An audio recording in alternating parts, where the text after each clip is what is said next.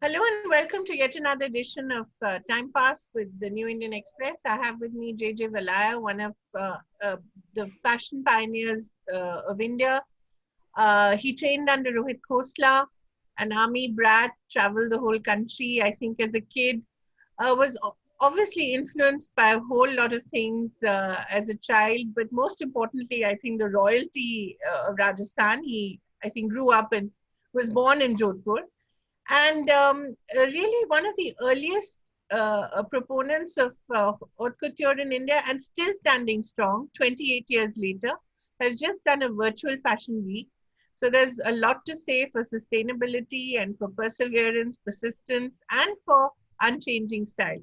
Thank you so much, JJ Valaya, for joining us. I have with me Edison Thomas as well. He's the editor of Indulge, and we're both going to try and understand from you what is it about you that keeps you going after so many years? So, tell us, what is it? And you took a brief hiatus in 2017, but you're back with renewed vigor. So, what really keeps you going, JJ? So first of all, Kaveri, thank you for that introduction. It's always kind of, I mean, it's always good hearing about yourself, but to kind of encapsulate it in such a, it was very accurate and you got all the touch points right. So it was good for me also hearing exactly, how you perceive the brand and the person. Yeah. So yes, I did take a hiatus, probably one of the best decisions of my life. And it was a hard reset, much required. So you've given most of the facts already. Well, I started in, if I were to talk about my NIFT years, 1989. Right. So from that perspective, we're already kind of 31 years into the business of fashion. But the brand was 1992. At a time, you're well aware, a non-existent fashion market, a handful of designers trying to make a mark. Rohit Khosla, who I consider the father of Indian fashion, of course, ruling the roost and taking all the first steps. And then discovering a completely new market. And remember, at a time when we had no internet, no magazines on writing about fashion, one channel, Doordarshan, which really was all about farmers mostly.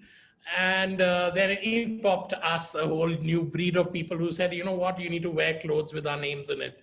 So it was a complete shakeout which had to happen. And yet the journey has been so brilliant. And that whole process of actually having no benchmarks to follow, but trying to learn everything yourself. All the mistakes we've done, wow, fantastic. I'm glad we did them because they just made us, so evolutionary in moment, in sort of this thing. We're evolving with every single moment of time. And till date, it continues. So I started with couture. I'm still into couture. And in an Indian context, that essentially means beautiful, large Indian weddings. Yeah. And that's where people really spend their money. And I think anybody who says otherwise is trying to be too posh, which is whatever. But wow, what a market. I remember telling a major French couturier once that, we're the only country in the world which can produce and consume couture with equal zest. The West, Parisians still produce couture, but there are 200 women in the world who buy it. Right. Whereas in India, it's that, it's the wedding and we have to dress the part, look the part. And that's what keeps the spirit of this country alive. Because I think as designers, our primary role, besides, of course, making beautiful clothes and all, is just to keep the India of then alive. Yeah. And relevant to the current generation, which lives their life in the palm of a hand. So it's a beautiful sort of journey from there from now to now, But when you talk about the big, beautiful, big fat Indian wedding, the pandemic has taken a toll and it will take a toll. It will be more frugal than it was before. How are we going to customize our fashion for this new, lesser, leaner Indian wedding? So the amazing part about life is that it exists only in this moment. And we all tend to forget that. We either dwell in the past or think about the future. Right. and moments pass. So all things good or bad eventually are transient. And the pandemic is of course not here to stay. It's eventually going to pass. So yes, there is a transient shift in definitely what brides and grooms want to wear today, for the simple reason that they can't have more than 100 guests. Yeah. And they have maybe thousands throwing flowers on the screen when they're watching the wedding over Zoom or whatever. But essentially, it's more intimate, it's more personal, it's more private. Yet the spirit is unmoved. So the bride and the groom still, it is their most important day. They still want to dress the part. They don't want to dress for thousands. They want to dress for the 100. And more importantly, they want to dress for themselves. So of course there's a shift because of that. But that essentially means that maybe they won't spend that kind of money, but they still want the beautiful new clothes and they still want to look the part. You know, most weddings live in memories. It's the imagery later which people go back to and say, you remember this? You remember this is what I look like?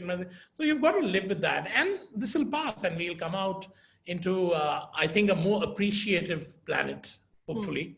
JJ, there's the other part of, our tradition being sustainable, recyclable. The grandmother's sari comes up and the granddaughter would love to wear it with a few modifications. How is that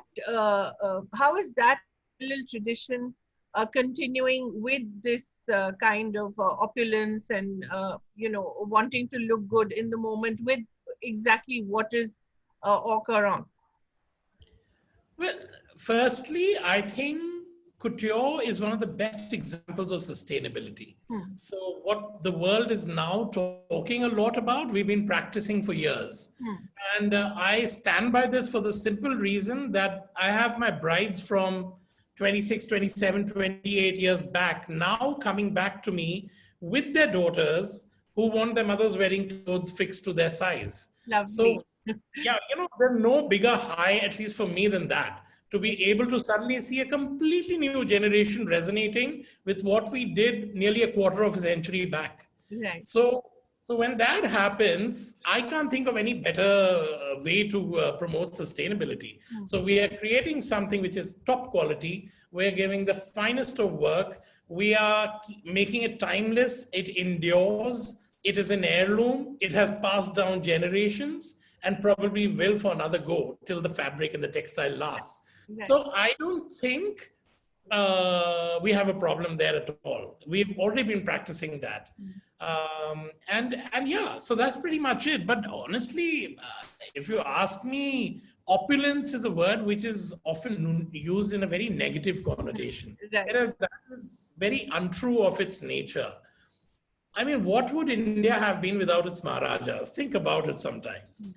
And yet, we have whichever film, I've forgotten the name, sorry, which celebrated only the slums. But everybody forgets about the India that was. The Slumdog Millionaire. Slumdog Millionaire, yes. And we just forget about the India that was. And for good or for bad, that was a sort of a benchmark to see, oh my God, look at these glorious palaces and the beautiful forts and the beautiful crafts. They were connoisseurs of the best Indian crafts as well as global luxury brands. So I think the world and India have a lot to owe to that generation of Indians, who were kind of indulging. And there's nothing wrong in that. If you have it, you then indulge. Yeah, JJ, it's always concerned me that, when you talk about the Maharajas, they were the greatest patrons of the Chanels and Cartiers of the world, the Rolls Royces. I mean, a lot of the luxury brands in the world existed because the Maharajas patronized them. Why have we not been able to build a parallel global fashion brand, a made in India brand? We've got the Pashminas and we've got the Banarsis, but we don't have one sort of global name which the world recognizes as a big luxury brand. There are many reasons for that. We've been trying to shake off the Gora hangover, which had existed in this country, unfortunately, for a while. And to think that all things West are fantastic and you take India for granted. Right. So that's a mindset which I think is gradually changing. Also, for any brand to sort of grow, whether it was the West, if you look at any of the luxury brands in the West, they all started very small, Yeah. but they reached the next level when the big boys got in. So Louis Vuitton was sitting on a street making trunks by hand and catering to some royalty in Europe when he got discovered and bought over and then taken to the next level. So I think those kind of associations are going to be the basis of and the genesis and the birth of any great Indian brand in terms of fashion and lifestyle is going to happen when it goes to a certain scale. And that is only possible when the corporates actually start tying up hands with Indian designer brands. And it's already happening, thankfully. Yeah. We have a few instances which have taken place. And I think the way forward, they're going to realize that, you know what, Indian designers actually have what it takes. And let's just now take these boys to the next level. So I'm actually looking forward to it. It should be fun. Yeah. Also, because the things that India can do, the West has forgotten the kind of handwork that India does. Where do you have it in the rest of the world? Do we have such things in the rest of the world? No, nothing. It's in fact, that's where I often feel saddened because look at the treasure trove we're sitting upon. Yeah. We can get the best fabrics done here. We can get the best handcrafts, the best carvings, the best inlays. Just about the best of everything can be done in this country. And you know, because we don't value ourselves enough. I mean, I was working on a luxury project about 5 years back in which I had to travel the entire world visiting the finest units of luxury across the planet, across all products. That's So a great project. pot crockery, whether it was silverware, whether it were bags, and the way those people spoke about that product, that is as if they were holding gold. Right. We are so dismissive. Ye to chodo, ye. Look what Chandni Chowk does to poor designer clothes. Yeah. It's just shocking. So when I went there, and I went to one of the units which was making Chanel bags, and they showed me the process, and then they showed me the rejects. And I said, what do you mean by reject? I mean, from the face of it, looks great. He said, no. Look in the corner. We were supposed to have 6 stitches. It's 5. So this is a reject. And now we will destroy it. So the point is the quest for perfection and the pride of saying that we deliver the best and we are bloody well proud of it. That pride has to come first. When the Indians get that, we will be able to rule the world in terms of creating quality product. How are we going to get there, JJ? You know, in our little fiefdoms and kingdoms that we compose and try and envision ourselves, we kind of already practice it. Yeah. I've had instances where I've asked my clients respectfully, when they have tried to want me to do something which was not up to the mark and up to the levels of our brand, I've really recommended other people they can go to because it just doesn't work with us. Okay, I'm losing money, fine. But in the end, it's the foundation I build now which will make this brand stand up, you know, wherever it has to go. I don't know the future. So I think it's utter faith in yourself, a no compromise attitude. The 19-20 attitude has to go. It cannot work in luxury. And eventually, you know, the energies of the universe have their way to start communicating with you. So when you're dedicated and honest with your work, you'll get back what you really need. Right. Edison, you want to step in? Yeah, I have a few questions about the creative process. I'm intrigued by your name, Edison. Yeah. Yeah, Edison. Yeah, and it's Edison Thomas. Edison Thomas, not Thomas Edison. Yeah, I had nothing to do with it. Yeah. So so I'm curious about your creative process, Mr. Valaya. You have been inspired by photographs, and you also consider yourself a photographer.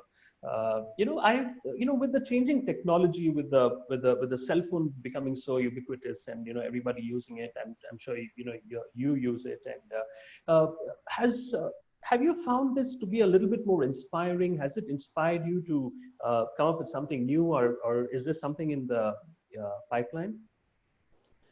So one of the things I strongly believe in, that if you're going to live a life, you might as well live an inspired life. You know, the people who sort of sulk most of the time and think of all the negatives aren't getting anywhere.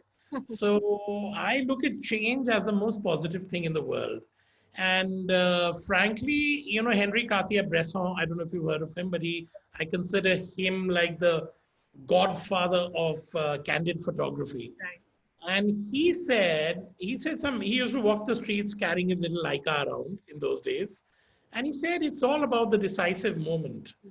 When that moment presents itself, you have to be ready and armed to capture it and immortalize it. So it'll present itself magically. It'll just suddenly everything will fall into place and you'll see the perfect frame. So thanks to mobile technology, you actually are armed all the time now. Yeah. And I've personally been practicing as a photographer. I've been taking pictures all the time. I do little memoirs, my travel memoirs, which I call the little book of memories, because I feel digital imagery will get lost in its hard drives and which will crash or which will disappear. And to translate them onto paper and books is very important. So we do these little books, which are just memories. And I think I find it one of the greatest accomplishments of technology, that here you are, you can live your life in the palm of your hand, you can capture anything, you can immortalize a moment, and you can basically, just sort of be totally prepared all the time to take in as much as you want to. So I'm not one of those purists who'd say, no, analog and the richness of film, sure it's there. But if you're not moving with the times, then you're going to be left behind sooner or later. And I'm actually perfectly happy with technology as long as there's a good balance. Yeah, and staying with the technology, you've just fresh come off an online fashion show. Yeah. What was that experience like? So that was quite crazy actually, because we are so used to gearing up for that 25 minutes of adrenaline rush that we get after 8 to 10 months of hard work. That this was different because we got a chance to do takes and retakes and then edit it into a crisp film. But at the end of it, it's amazing because suddenly I didn't have 500 people, out of which 480 would go back unhappy because they didn't get good seats. So I suddenly had 2 lakh people watching that show at one single time. Wow. And in the course of 1 month, I'm sure that we'll probably touch 1 million viewers. So that, to my mind, is incredible. Everybody saw it. Then we had emails and SMSs and messages and comments coming up, majorly from all over the world. So, well, this is great. Suddenly you're accessible to the entire world, and it took what? Just making something spectacular and beautiful. So I think the way forward, as I said, is going to be a balance between real time and virtual. One can't ignore the other, but they'll have to learn to live in blissful harmony. Yeah. JJ, I wanted to ask you, you've been watching the Indian woman and the Indian man for a long time now. Have they become more fashionable, more conscious of the way they're put together? Especially the Indian man, he's suddenly taken to a lot more colors than he was used to. Have they become more adventurous? Talk a little about that. So I think in all aspects, other than control of the English language, control and command of the language, the country is on a roll. And the generations that are emerging, and I have 2 daughters, one's a millennial, the other's a Gen Z. So one's 22, the other's 12. I'm surprised you're still standing and smiling. Having a great time. And they keep me young because I'm jamming with my 12-year-old to the kind of music she listens to. And my 22-year-old is suddenly deciding she's become a woman, and she's, the wisdom has emerged and everything. So it's great. So I think the important thing is that this generation has too many choices. Yeah. And they have too easy access. We all had to struggle for everything. I mean, I'll tell you this. I find it a very sweet story, but I'm going to share it. People may think otherwise. When I was starting to be a chartered accountant, and then I decided this is ridiculous. I'm never going to be sitting and auditing banks and all. So I quit. I had no idea what I was going to do, but I knew it would be something creative. And then NIFT opened, and then one visit, and I was convinced it was going to be NIFT. So between the time I was preparing for the entrance exam, I was in Chandigarh then. So between the time I was preparing for the entrance exam till I actually got in, I put together my little trunk of goodies at home. And one of my most priceless possessions in that was a label of Giorgio Armani. Only a label. A label. One label. I thought I was the ultimate stud on the planet. In India, I possessed a label of Armani. Forget about owning a garment.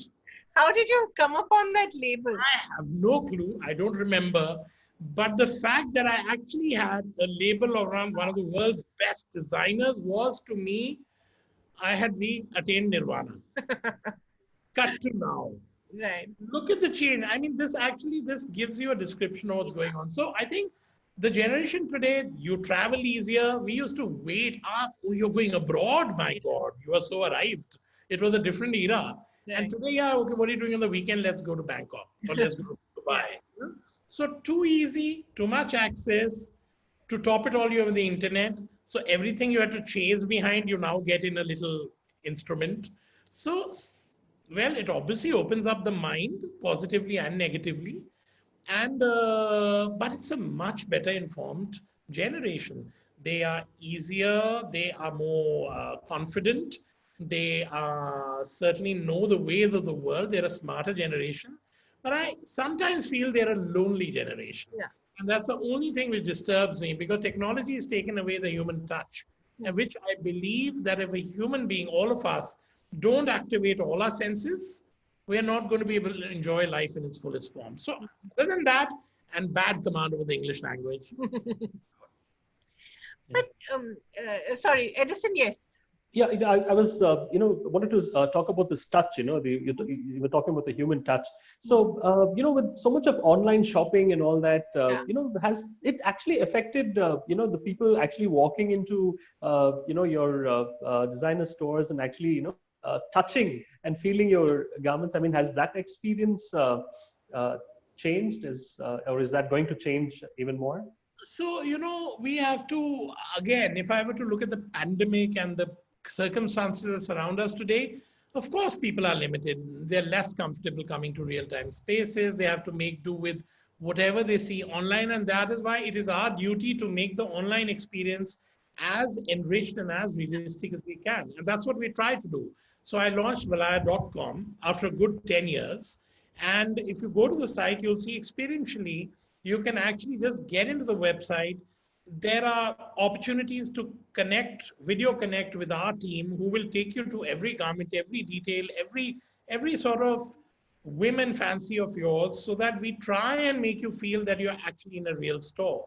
But nothing in couture can replace the experience of actually being there, which you're buying couture. It's like a little investment. You want to feel special. So you walk into a space which is beautiful and glamorous. You get attended and pampered. There's silver service, liveried butlers. Then you're sort of looking at the garments. You're trying them on. You're trying to read how other people are reacting to you. All those things you cannot do on a screen. So I think, as I said, but look at the flip side.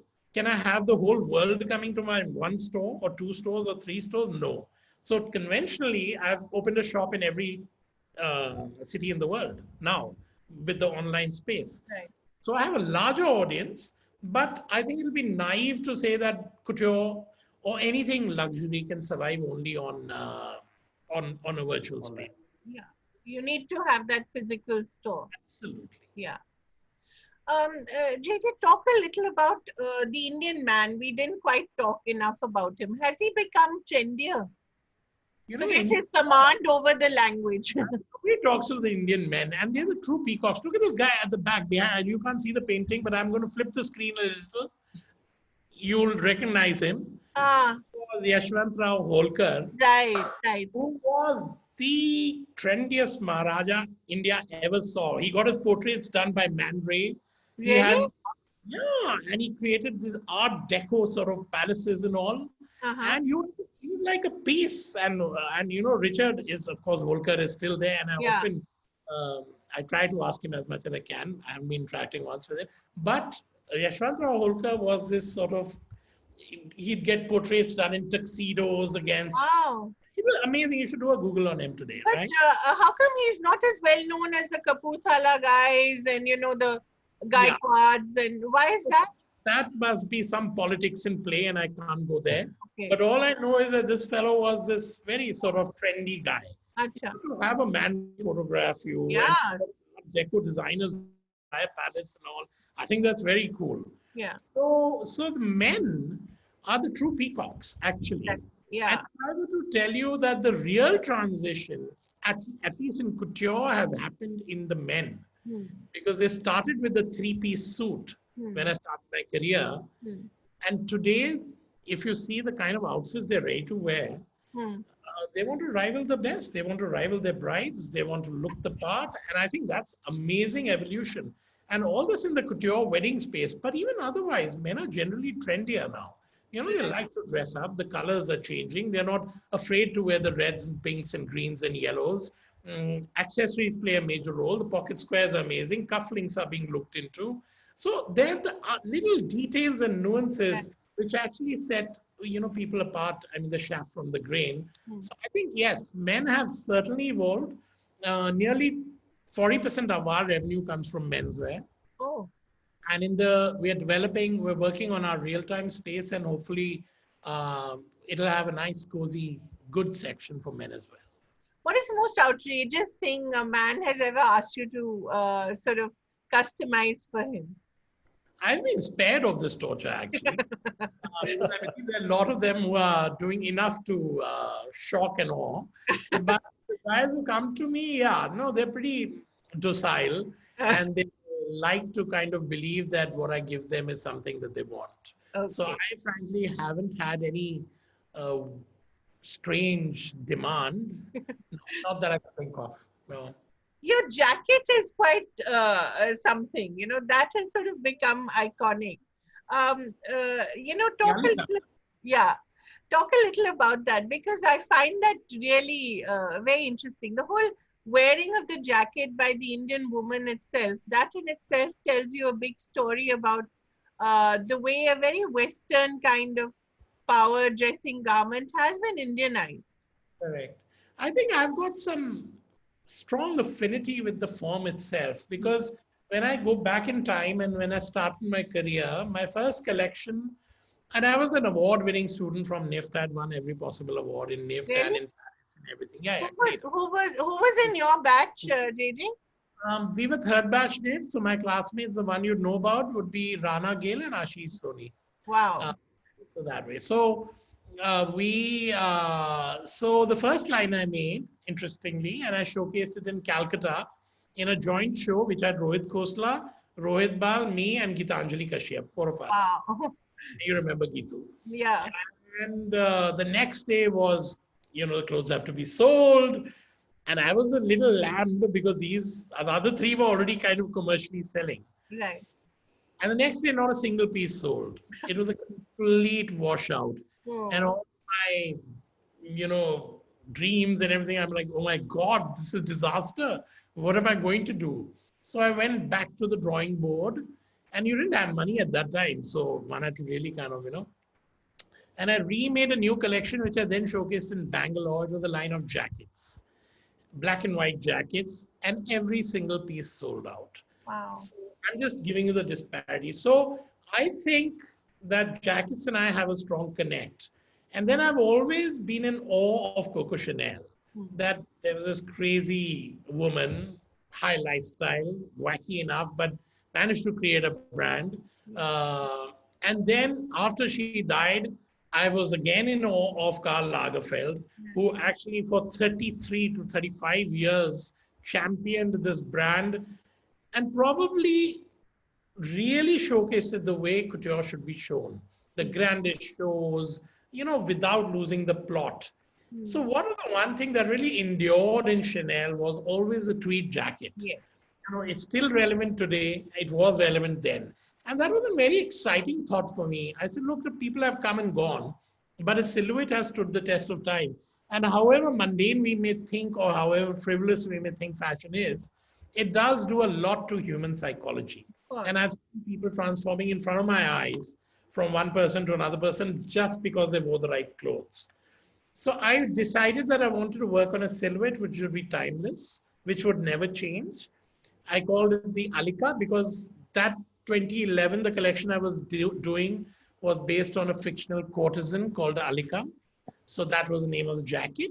And interestingly enough, when we launched the website a few weeks back, we introduced the Ika, which is the younger sibling of the Alika. So this one, same shape, same silhouette, but just easier to wear, easier to buy, reversible, can go from day into night, and you can go online and actually put it together yourself. Wow. So it's a DIY.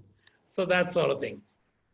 So these are like little, and you know, it's quite amazing because the Alika, when we introduced it, it's a shirt jacket. It's not really structured. Right. So people wore it with saris, people wore it over gowns, people wore it with jeans. I had these American women come in, they went totally crazy. They were wearing it over their, skinnies and everything. So what I'm trying to say is the idea was to create something versatile and which would appeal to everybody. I even had some gay guys buy it from me because it looked so lovely in it. Yeah. So it's amazing. I think, wow, kudos. Yeah, and I think it also speaks to the latent power that women have. And obviously, over the years, you have seen the emergence of the working woman and a more stylish woman in the public domain. So perhaps this was just waiting for her. Listen, I have always believed from day one, I'm a huge fan of women, number one. Good. Number two, I've always believed that emotionally, they are far stronger than us, mentally and emotionally. It's just physically we're stronger. So the women get about to getting the task done, they get it done. It'll happen. So I'm completely biased towards them anyways. Great. Edison, you want to ask something? Don't hate me, Edison. Yeah. So I'm very curious about this whole shared creative process that you have now with your stores, with your online stores, especially with the ICA jacket. You've just mentioned that, your clients can actually, participate in the whole creation. Now, is this something that, we're going to see a lot more of in future? Is this, because the technology allows it, or? It's a one-time thing, and this is the only thing that will ever get a DIY. Otherwise, sorry guys, you got to trust me. But how has that whole experience been? I mean, is it? I mean, your clients must be loving it, right? I mean, to share we only give sneak peeks till now. It's going to be launched in the next week. But I know a whole lot of people who are dying to go and experiment. And frankly, that's what's exciting to me. I want everybody to have fun. I mean, that's part of the whole. As I said, every moment has to be lived. You inspire yourself and live. And I hope that this is something exciting and will grow on people. JJ, how has your army background influenced you? The travels that you did, your what you saw with your dad. How did that influence your growing up years and you now? So, I have to tell you, one of my fondest memories is a billboard that appeared in all army cantonments about 10 years back. And it was a billboard with I think 8 or 10 faces. And the line said, "These are army kids. If they could do it, so can you." Oh. And I was like, wow, man, I've died and gone to heaven. You were one of them, right? Yeah, I was one of them. And the others were like really top-notch guys. Like, okay, maybe I just undervalue myself a little more. Push myself a little. But I'm like, okay, I'm feeling like, and that went up in every cantonment in the country. Wow. So I thought that was like my biggest high. It was, wow. But I cannot tell you how thankful I am to be raised in an army, this thing, because ever since I can remember, it was one cantonment to the other. And by the time I got my senses and wits about me, Dad had moved into very senior positions. So we used to get these mansions as homes, Right. Very large homes with very large gardens and everything. So that whole atmosphere, that sense of discipline, and my mother was forever, busy with the army welfare. So she loved embroideries, and with the French knots and smocking Right. and sort of, all those things. So you see all the lady shadow work, Right. the whole those. So Yeah. I suppose I vibed a lot Right. of seeing what all was happening there. The discipline part came from dad. The ability to adapt very quickly came from the fact that we moved schools and homes every 3 years.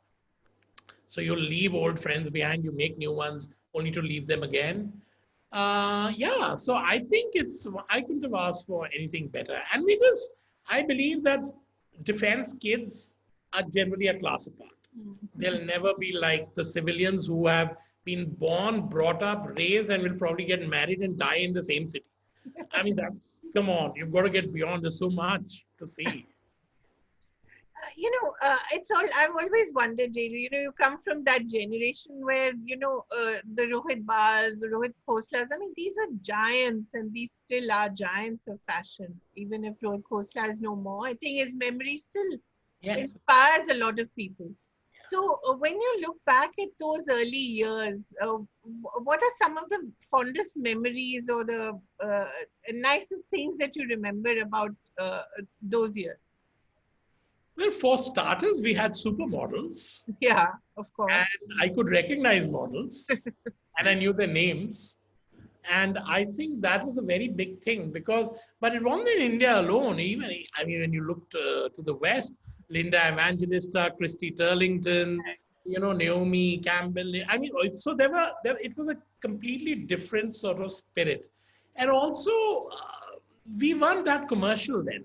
And we were actually, since we were a handful of guys, we were always doing things. Whatever we did was the first time it happened. So there was something very interesting in that. And then we used to have a lot of joint shows, which is not really the culture now. Now it's all fashion weeks and this thing and all. But as I said, evolution happens and you have to warm up to it and you have to grow with it. Everything doesn't have to be revolutionary. A lot of life has to be evolutionary. So too many memories way back then, too many conversations between Rohit and me, Khosla, and how we used to walk the gullies, get into little villages, go and see block printing units, um, and then sit down and experiment with embroidery. I mean, there's just too much. Even the way we used to get together in the evenings, parties, socialize, do shows, it was just a different world. Yeah. But I'm not one of those people who just get stuck there and said, in our days, this used to happen. No. My day is now. And whatever's happening now is what I'm absolutely excited about. Absolutely. Edison, a last question and then we'll call it a day. Yeah, I'm just wondering how you're managing, post these lockdowns. I mean, you must have, lost quite your craftsmen, moving back to, their villages. So I'm just wondering, how you've managed through this difficult time. So two things. A, when the real lockdown happened, which was March to June, I think, uh, it was the best time for me to create my entire line in terms of sketches. So all my sketches for my fashion line, as well as our Valaya home line, which is furniture, everything was done then. And I think it was perhaps the most undisturbed time I've ever kind of felt because there was nothing else to do. Yes, what was sad was we kind of looked after our guys. We made sure that they don't leave. So they didn't keep. Okay. While some left, most stayed. And a lot of them are back again. So I think things are slowly but surely getting back on track. It's going to take time. I mean, within the fraternity, we all had written off 2020. It said, okay, this year is about survival. Nobody's going to make money. It's not about money. Let's just focus on doing great work and keeping everybody keeping everybody's head above the water. And when I say everybody, I mean the people who are dependent on you, the people who are sort of, their entire livelihood depends on you. But and that's gone fairly well. So by God's grace, I think, as I said, everything is transient. So this negativity too shall pass, hopefully sooner than later. And what I'm really looking forward to is what emerges on the other side. And I'm talking about the people and the world. Are they going to be more appreciative? Are they going to be more grateful? Are they going to be kinder? Or are they still going to remain, in some make-believe world that everybody likes to build? So I think what's fascinating is what's going to happen after. And frankly, I'm looking forward to that. Do you think fashion will change to keep up with the new world? It's going to slow down for sure. It had become too fast. I mean, this is ridiculous. Some brands had created 6 seasons in 1 year. I mean, that was being silly. So all you need is a winter and a summer. You need to have fewer choices. You need to have better quality garments. You need to have slow down. And I think that is what this has achieved globally. Everybody now is talking about 2 seasons and showing at a respectable time, not like 8 months before a season. And then when time comes, you're putting your stuff on sale. It doesn't work that way. So I think personally, I feel this is the hard reset the planet needed. And what comes out on the other side will only be better and a big, big lesson. So I hope we are just wiser. For you personally, JJ? Well, you know, my sabbatical, somebody told me the other day that what did you prophesize this? And because you took a sabbatical just before this happened, Right. and I pretty much changed my entire life to go with this philosophy of focusing on what I do best, doing high quality product, slowing down. I'm in no rush. I am not running any rat race anymore. My blinkers are off because I don't have to look left or right. All I'm seeing is my path forward. Whether I trot or canter or gallop, that's up to me, but it's my path. What the people left and right are doing, I'm not perturbed about. So I think that decision also helped me because I completely restructured my business and worked around, you know, the way we were working before. And now, perforce, because of this, I think a lot of people are going to have to follow that. There's no option. In the sense that were you being pushed by investors to work harder, faster, create more? No, we fortunately didn't have investors. We were managing on our own. But I just thought that couture was becoming incredibly boring and repetitive. And to me, that was my big shakedown. And I had to be honest to myself. I remember going to a couture week a couple of years, 3 years back, and everybody's clothes looked the same. Like, oh my God, this is so sad. Because, you know, I come from a time when each one had a statement and we were doing wondrous looks and all. And sure, there was bitching and cross-stitching and all, but we did beautiful clothes. And now just everybody took a piece of fabric, embroidered it to the hilt, stitched it together, and that was it. So where was the thought? Where was the emotion? Where was the soul in clothing? So I didn't want to run that race anymore. So I just stepped back, reassessed everything, and in 2019 came back with the new me.